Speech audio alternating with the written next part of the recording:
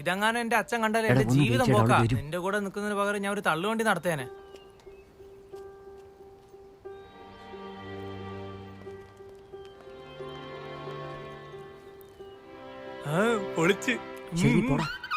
പോടാന്നോ? ഡാ, പെണ്ണുങ്ങളെ കാണുമ്പോ ഞങ്ങള് വേണ്ടെന്ന് പറയുന്നത് നിങ്ങൾക്ക് എപ്പോഴാടാ നിർത്താൻ പോകുന്നത്? മാറ്.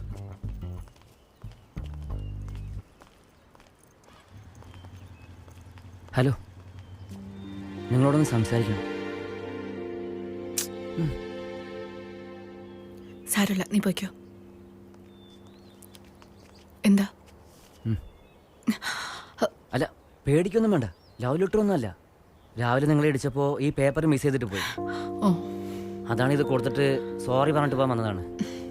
ഇല്ല, സാരമില്ല, അറിയാതെ പറ്റിയതല്ലേ, സാരമില്ല. പിന്നെ തെറ്റിദ്ധരിക്കരുത്. നിങ്ങളുടെ സ്റ്റോറി ഞാൻ പഠിച്ചു. ഒരു ചെറിയ പോർഷൻ മാത്രമേ പഠിക്കാൻ പറ്റുള്ളൂ. പക്ഷെ നല്ല യഥാർത്ഥമായിരുന്നു.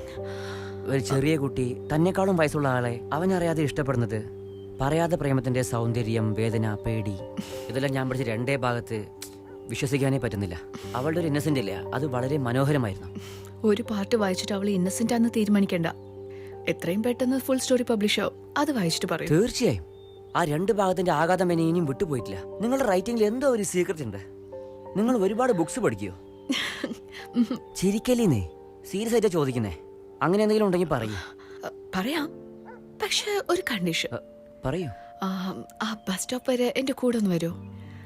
അല്ല, എനിക്ക് പട്ടിനെച്ച പേടിയാ. അതുകൊണ്ട് അവളുടെ കൂടെ വന്ന് നിങ്ങൾ അവളെ പറഞ്ഞു വിട്ടു. എന്താണെന്നേ, ഇതൊക്കെ ഒരു കടമയല്ലേ. വരൂ. ഒരുപാട് ബുക്സ് വായിക്കുമെന്നല്ലേ ചോദിച്ചേ? ഞാൻ ഇതുവരെ ഒരു ബുക്ക് പോലും വായിച്ചിട്ടില്ല, എന്റെ അക്കാഡമിക്സ് അല്ലാതെ. അല്ല, വെറുതെ പറയരുതട്ടോ. ഞാൻ അത്രയ്ക്ക് എക്സ്പെർട്ട് അല്ലെങ്കിലും എനിക്ക് ബേസിക് റൈറ്റിംഗ് ഒക്കെ എനിക്കറിയാം. ഞാൻ സീരിയസ് ആയിട്ടാ പറയുന്നത്. പിന്നെ അങ്ങനെ എത്ര നാച്ചുറൽ ആയിട്ട്? ഇമാജിനേഷനാണ് ഒരു കഥയുടെ ഇൻട്രസ്റ്റിംഗ് പോയിന്റ്. എന്നാൽ സത്യം അതിന്റെ റിയാലിറ്റിയാ. ആ റിയാലിറ്റി എനിക്ക് ഒരുപാട് ഇഷ്ടമാണ്. നമ്മുടെ മനസ്സിലെ ഒരുപാട് ഭാവനകൾ തോന്നും, എന്നാൽ കണ്ണ് സത്യമേ പറയൂ. എന്നാൽ ആ സത്യത്തെ മാത്രമേ ഞാൻ വിശ്വസിക്കൂ. വെറുതെ ഒരു മുറിയിലിരുന്ന് ആലോചിച്ച് എഴുതിയാലേ അത് വെറും വാക്കുകൾ മാത്രമായിരിക്കും. ഒരു അന്വേഷണം വേണം. ആ അന്വേഷണമായിരിക്കും നമ്മുടെ കഥയുടെ സത്യം മാത്രമല്ല, ജീവനും. എനിവേ, എന്നെ ഇവിടെ വരെ ഡ്രോപ്പ് ചെയ്തതിന് താങ്ക്സ്. അതൊന്നും സാരില്ല നീ. അതെ, പിന്നെ ഇനി എവിടെയെങ്കിലും നായ കണ്ട എന്നെ വിളിച്ചാൽ മതി.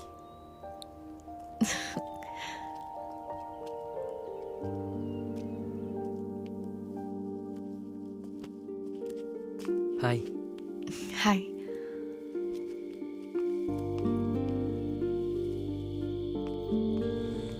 ഹായ്. ഹായ്.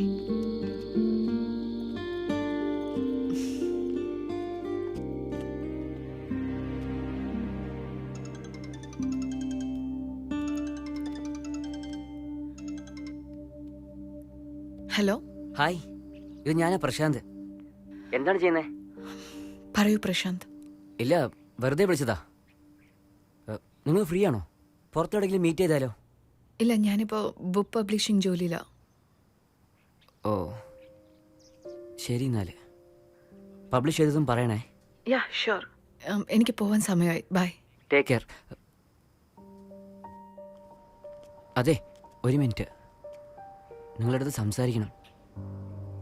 എങ്ങനെയാ പറയേണ്ടതെന്ന് അറിയില്ല, പക്ഷെ പറഞ്ഞില്ലെങ്കിൽ തലേനെ പിടിച്ചേക്കും. അതുകൊണ്ട് എങ്ങനെയെങ്കിലും പറഞ്ഞേക്കാൻ വന്നതാണ്. ഞാൻ നേരിട്ട് തന്നെ പറഞ്ഞേക്കാം. എനിക്ക് നിങ്ങളെ ഒരുപാട് ഇഷ്ടമാണ്. I love you. എന്തെങ്കിലും പറഞ്ഞിട്ട് പോയി. Yes, no? നോ. ഒന്ന് ആലോചിച്ചിട്ട്. I am already in a relationship. പക്ഷേ ഇതിനെക്കുറിച്ച് നിങ്ങളൊന്നും പറഞ്ഞിട്ടില്ലല്ലോ. എന്തിനു പറയണം? പറയാൻ ഒരു ആവശ്യമില്ലല്ലോ പ്രശാന്ത്. ഓ, ബൈ.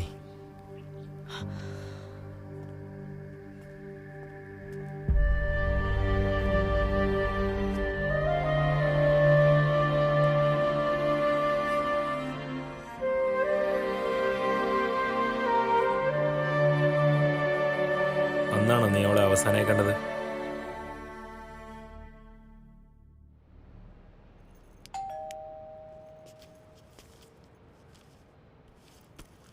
Courier madam.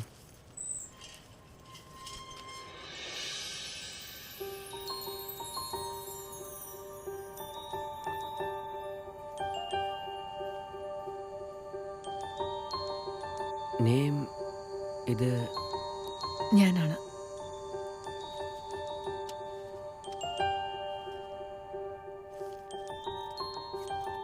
താങ്ക്സ്. എന്താണ് നെയിമെല്ലാം പുതിയതായിട്ട്? വെറുതെ എന്ന് വെച്ചാ ആ, പ്രകൃതി എന്നർത്ഥം. ഒന്ന് ആലോചിച്ചപ്പോ എന്നെ പോലെ തോന്നി, അതുണ്ടാ.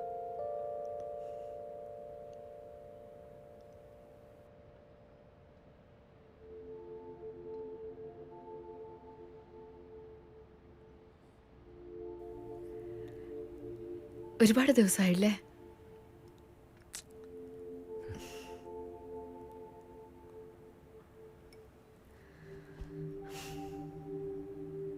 അദ്ദേഹം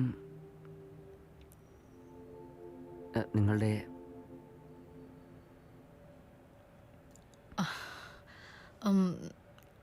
ആക്ച്വലി ഞാൻ നിൻ്റെ അടുത്തപ്പോൾ കള്ളവാ പറഞ്ഞത് പ്രശാന്ത്. ഞാൻ ഒരു റിലേഷൻഷിപ്പിലും ഇല്ല. ഫ്രാങ്കായിട്ട് പറയണമെങ്കിൽ നീ എന്നെ ഒരുപാട് സ്റ്റോക്ക് ചെയ്തില്ലേ, അതെനിക്കിഷ്ടമായില്ല. നിന്നെ എങ്ങനെ അവോയ്ഡ് ചെയ്യണമെന്ന് അറിയാത്തപ്പോൾ I didn't want to be harsh with you. ഞാൻ നിന്നെ ഹേർട്ട് ചെയ്തിട്ടുണ്ടെങ്കിൽ I am really sorry. Thanks. Coffee നല്ലോണ്ട്. ശരി, ഞാൻ എന്നാൽ പോവുകയാണ്. ഡെലിവറി കുറേ ഉണ്ട്.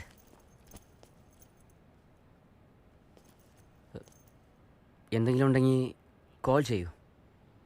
എൻ്റെ നമ്പർ മാറ്റിയിട്ടില്ല, അതുതന്നെയാണ്.